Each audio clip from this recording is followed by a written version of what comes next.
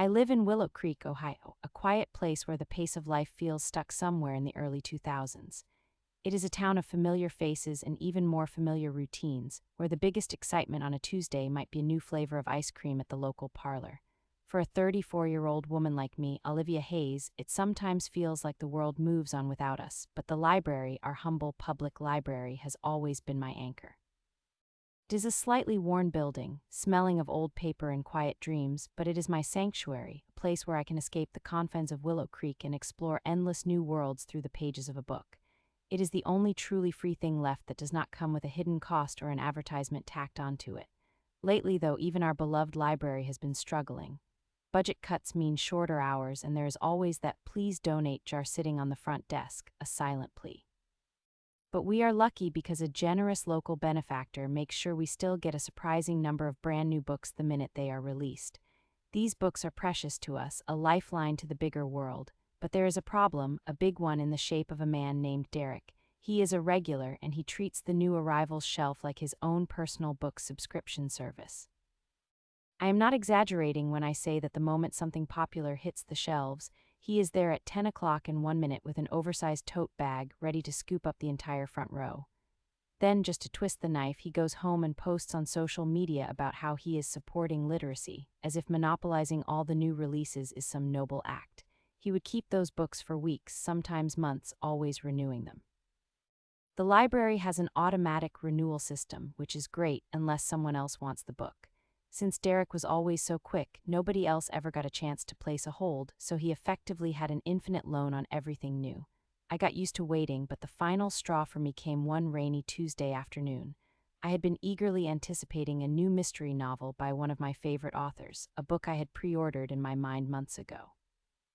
When I finally worked up the courage to ask Mrs. Henderson, our kind, elderly librarian, if it had come in yet, she just sighed, a deep, weary sound that spoke volumes without a single word. "Oh, Olivia," she said, her voice soft with resignation, "Derek has that one along with the other 4 new releases from Tuesday. You know how it is." I saw the weariness in her eyes, the quiet defeat, and it hardened something inside me. It was not just about my book anymore, it was about the entire community, about Mrs. Henderson and her quiet struggle, about fairness. I tried doing the polite thing first, thinking maybe he just did not realize the impact of his actions.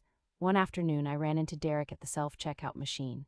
His giant tote bag was practically overflowing with books, clearly all the new releases from that week. I forced a friendly smile and said, "Hey Derek, looks like you hit the jackpot today. Maybe leave a few for the rest of us, huh?" I tried to make it sound light, a joke between fellow library users, but he just gave a hollow, dismissive laugh, a sound that grated on my nerves. He waved a hand flippantly and said, "Oh, Olivia, you just gotta be faster, that's the game, isn't it? If you really wanted it, you could always buy it, you know." His words stung, a personal jab. I knew my budget, and I knew why the public library was such a vital resource for me and so many others in Willow Creek. His comment felt like he was mocking that very fact, rubbing his assumed privilege in my face. I felt a knot of anger tighten in my stomach, mixed with a bitter taste of humiliation. After that encounter, Derek seemed to double down on his obnoxious behavior. His social media posts became even more frequent and boastful. He would post photos of massive stacks of books piled on his coffee table with captions like "My personal library is growing" or "Enjoying the fruits of early bird efforts." Each post felt like a direct taunt to me, a smug declaration of his victory. The new arrivals shelf at the library became a constant, painful reminder of his dominance. More often than not, it was completely bare, a void where exciting new stories should have been. I tried to find other books, tried to distract myself with older titles, but the desire for those denied new releases, taken by one person's selfish grab, festered inside me. I would see children looking forlornly at the empty shelves where a new graphic novel or an exciting fantasy book should have been, and my frustration would boil over. I started to feel hopeless. The library, once my quiet refuge, now felt tainted by his presence. I saw Derek there almost daily, his self-satisfied smirk a dark cloud hanging over my favorite place. I started to wonder if I should just give up, resign myself to waiting months and months for popular books, or just abandoning my love for new releases altogether. The thought of Derek winning, of him continuing to treat the library as his personal playground, made my stomach churn. One afternoon, feeling utterly defeated, I was about to leave the library without a single book in my hand. I walked past the children's section, where I overheard Mrs. Henderson gently explaining to a disappointed teenager that the new adventure book was currently checked out to Mr. Miller for an extended period. The teenager's shoulders slumped as she walked away, dejected. That was my rock bottom. I realized I could not just let this continue, not for me, and not for Mrs. Henderson or that teenager or anyone else in Willow Creek. The librarian's worn face, the teenager's slumped shoulders, it ignited a new fire within me. There had to be a way. I turned away from the exit, walked to a quiet corner, and found an open computer. I was not looking for a specific book anymore. I was looking for answers, for the system itself, a weakness, a loophole. I spent hours that afternoon, meticulously digging through the library's online catalog, its borrowing policies, the frequently asked questions, and every bit of fine print I could find. And then, like a bolt of lightning, I found it, the intricate details of the hold system. It was an elegant, built-in solution designed to prevent exactly what Derek was doing, but in a small town like Willow Creek, nobody ever bothered to use it because we all know each other. The policy clearly stated that if an item had a hold on it, it could not be automatically renewed. Furthermore, if you did not return an item when it was due and there was a hold waiting, you would start getting late fees and eventually you would lose your borrowing privileges altogether. A thrill of discovery, a strategic plan, began to form in my mind. I knew exactly what I had to do. My first thought was of Sarah, a single mom juggling 2 part-time jobs who cherished library books for herself and her kids but rarely had extra cash for new ones. Then there was Mr. Albright, a retired history teacher who devoured nonfiction like it was going out of style, always complaining about the lack of new history books at his fingertips. I immediately called them, explaining my idea, framing it as leveling the playing field. They were both immediately on board, enthusiastic to reclaim their beloved library. We did not just place holds on items Derek currently had or that were already on the new release shelf. I showed them how to check the upcoming titles section of the online catalog.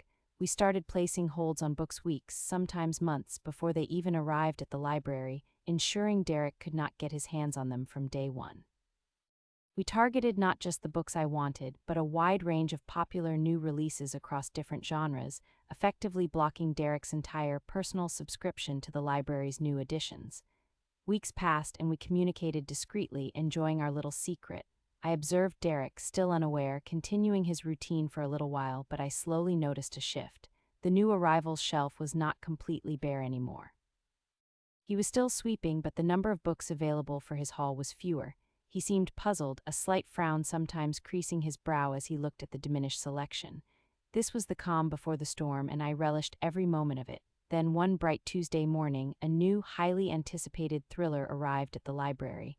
I had placed a hold on it weeks ago, along with Sarah and Mr. Albright.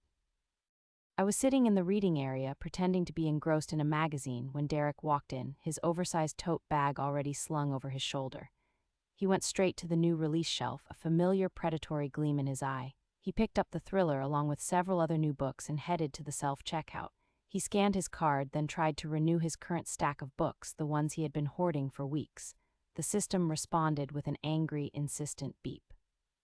He tried again. The screen flashed a clear, unambiguous message. Items cannot be renewed, holds are pending.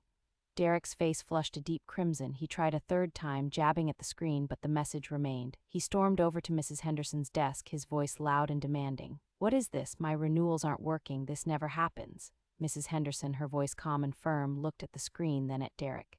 "Mr. Miller, there are multiple holds on these items. You have had them for the full loan period, so they need to come back." Derek tried to argue, to pull rank, mentioning his generous donations to the library, trying to guilt her into submission. But Mrs. Henderson, without a hint of wavering, simply pointed to a small, laminated sign near the circulation desk detailing the hold policy. She even offered, "I can print you the holds list, first names only, if you'd like to see for yourself." The mention of multiple holds and the unwavering policy sign visibly deflated him. He slammed the books onto the counter with a dramatic thud, as if he was doing the library a massive favor, and stormed out, muttering curses under his breath. I watched the entire scene unfold from my quiet corner, a slow, triumphant smile spreading across my face. Later that day, I received the email, "Your hold is ready for pickup." I walked to the desk, Mrs. Henderson greeting me with a knowing, gentle smile. I felt the satisfying weight of the new book in my hands. I did not rush home. Instead, I found a comfortable armchair in the reading area, opened the first page, and breathed in the scent of fresh paper and ink. It was more than just a book, it was a symbol of reclamation, of fairness, of community. Over the next few weeks, the new arrivals shelf at the library was consistently stocked.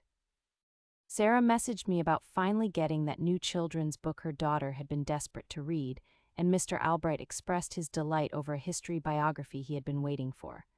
I felt a renewed connection to my beloved library. I realized the power of quiet, collective action, even in small ways. I continued to place holds when I wanted a specific book, but without the intense strategic coordination, knowing the system now worked as intended for everyone. Derek was rarely seen in the new arrivals section, and his boastful social media posts about supporting literacy had completely vanished. The library felt like everyone's library again, a true sanctuary. A few months later, I was scrolling through a local Willow Creek community forum online. Someone posted a complaint about the poor selection of new releases at the local bookstore, mentioning a specific, popular title they could not find. In the comments section, a familiar name jumped out at me, Derek. He was complaining loudly about how difficult it was to find popular new books anywhere, how some people just hoard everything, and how he was tired of selfish individuals ruining things for others. He then tried to sell some slightly used, older books from his personal collection, clearly attempting to recoup some imagined loss. The irony was so thick I could cut it with a knife. Other community members, remembering Derek's past online boasting about his library hauls, started commenting with gentle, sarcastic jabs, and some even directly referenced the library incident.